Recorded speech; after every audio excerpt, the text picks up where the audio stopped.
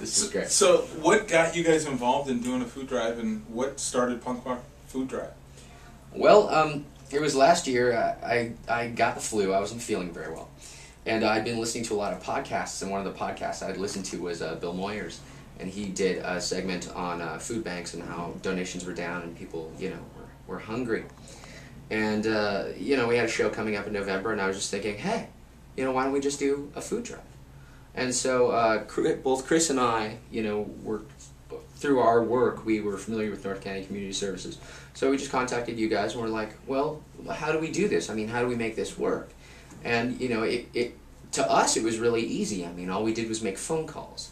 And, we coordinated everything with you guys. You guys placed the bins, and we did, we did what we do. We do flyering and advertising.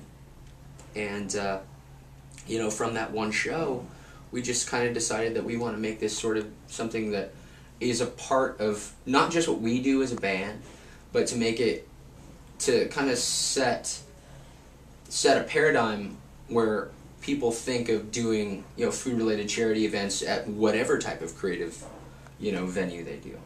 We want to make it as ubiquitous as, tattoos or skulls and crossbones or whatever it is, whatever it is that you associate with the type of music we do, or music, or creative things in general. So we just kind of want to make it sort of a jumping off point and inspiration to other people, and to try to kind of build through our website resources that make it possible for people to go, well, I live in Fort Lee, New Jersey, how can I do it? Easy. All you got to do is go to, feedingamerica.org, find a local food bank in your area, contact them, and they can help you coordinate everything. Mm-hmm.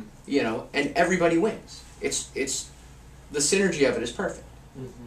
I mean, your creative endeavor wins. The people in your community win.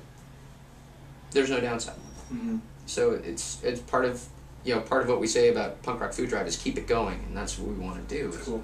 Is like you were saying, I mean, we want this to continue to grow. We don't want it to just be us. We want it to make it a movement, an ideal, until it's just standard issue. Yeah. And what's cool is right now, because of the economy, and we're in the down economy and all that, volunteerism and just nonprofit ideas are starting to pop up everywhere, and people are really starting to kick in because they're saying, I don't have money right now, or I don't have food right now, but hey, I have some time. I can go give a couple of hours at a local event or a local charity or something like that. So we're loving life, because we could not do what we do here without our volunteers. And on an average day, we have about 8 to 10 volunteers that come in for a couple hours, each of them, and that's free of charge. That's a ton of hours that we're able, and that just helps us keep stretching those dollars, which helps feed more and more people. So that's outstanding. Yeah. All right, cool. Let's take a tour.